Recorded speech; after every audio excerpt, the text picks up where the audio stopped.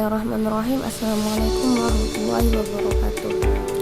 Perkenalkan, nama saya Mutmainah Mahdiah, NIM P101228183 dari Prodi Kesehatan Masyarakat, Fakultas Kesehatan Masyarakat. Saya di sini akan memaparkan tentang gizi di penyakit menular. Bagi teman-teman, bisa kita lihat pada PPT ini. Apa sih itu gizi? Bisa kita lihat PPT di atas bahwa nutrisi atau gizi adalah substansi organik yang dibutuhkan organisme untuk fungsi normal dari sistem tubuh, pertumbuhan, dan pemeliharaan kesehatan. Gizi juga memiliki fungsi sebagai kelangsungan hidup manusia, di antaranya berfungsi untuk meningkatkan proses pertumbuhan, menjaga dan memulihkan jaringan tubuh. Selanjutnya yaitu penyakit tidak menular. Penyakit tidak menular atau biasa kita sebut dengan PTM adalah penyakit yang tidak bisa ditularkan dari orang ke orang, yang dimana perkembangan penyakit ini berjalan secara perlahan dan dalam jangka yang panjang atau kronis. Penyakit menular ini tidak disebabkan oleh infeksi kuman.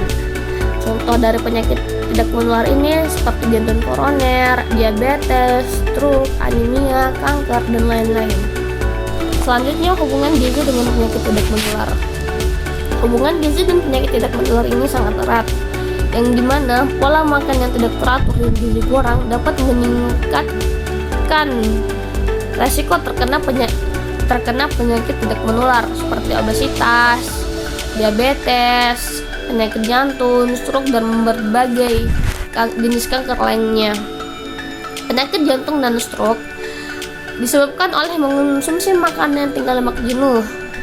Kolesterol dan garam dapat menyebabkan meningkatnya terjadinya penyakit jantung koroner dan stroke. Sebaliknya, jika pola makan kita sehat, rendah lemak jenuh, terus tinggi seratnya dapat membantu menjaga kesehatan jantung. Kemudian selanjutnya itu dampak kekurangan gizi. Yang pertama ada masalah pertumbuhan dan perkembangan, yang dimana ketika kita kekurangan gizi apalagi pada masa anak, maka akan memperlambat pertumbuhan dan perkembangan anak sehingga bisa menyebabkan stunting, yang dimana stunting ini ketika umur dan tubuhnya tidak sesuai dengan pada anak lainnya. Kemudian yang kedua ada penurunan daya tahan tubuh.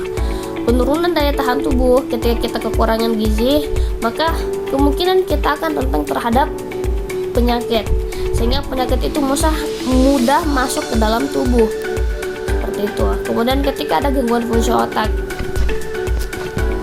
gangguan fungsi otak dimana dia kekurangan gizi pada nutrisi tertentu seperti asam lemak omega 3 dan vitamin B yang mempengaruhi fungsi otak dan konektif. Kemudian selanjutnya yaitu dampak kelebihan gizi. Yang pertama ada obesitas, yang dimana ketika kita mengonsumsi kalori berlebihan dan kelebihan lemak serta gula dapat menyebabkan obesitas dan kontribusi pada resiko penyakit jantung, diabetes, dan masalah kesehatan lainnya. Seperti contoh yang telah saya sebutkan tadi, bahwa ketika kita mengonsumsi lemak jenuh terus garam yang tinggi, maka dia akan memicu terjadinya penyakit tidak menular seperti jantung koroner seperti itu. Kemudian kedua ada gangguan metabolisme. Kelebihan gula dan karbohidrat sederhana dapat menyebabkan gangguan metabolisme dan resistensi insulin. Yang keempat ada kerusakan organ, yang dimana ketika kelebihan gizi atau kelebihan konsumsi beberapa nutrisi seperti vitamin A, D, dan mineral tertentu dapat menyebabkan kerusakan organ tubuh. Kemudian ada upaya pencegahan. Upaya pencegahan pertama yaitu pola makan yang sehat. Dengan mengonsumsi makanan yang sehat dan kaya akan buah-buahan, sayuran, biji-bijian untuk protein sehat dan lemak sehat. Terus yang kedua ada aktivitas fisik, yang dimana melakukan aktivitas fisik secara teratur minimal 150 menit per minggu. Kemudian yang ketiga ada hindari merokok dan alkohol.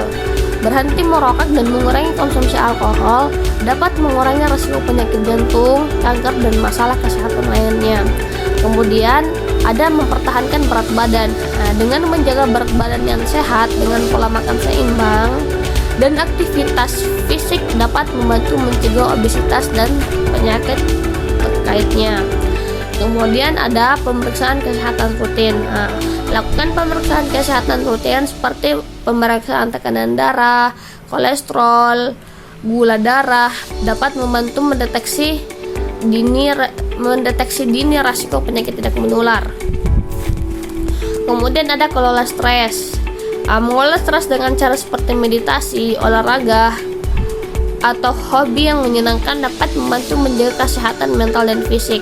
Kemudian yang terakhir ada vaksinasi, yang dimana mendapatkan vaksinasi yang dianjurkan oleh tenaga medis dapat membantu mencegah penyakit menular tertentu seperti influenza dan hepatitis. Setelah tadi materi yang bisa saya jelaskan, kurang lebihnya mohon dimaafkan. Allah musta'an wa a'lam. Assalamualaikum warahmatullahi wabarakatuh.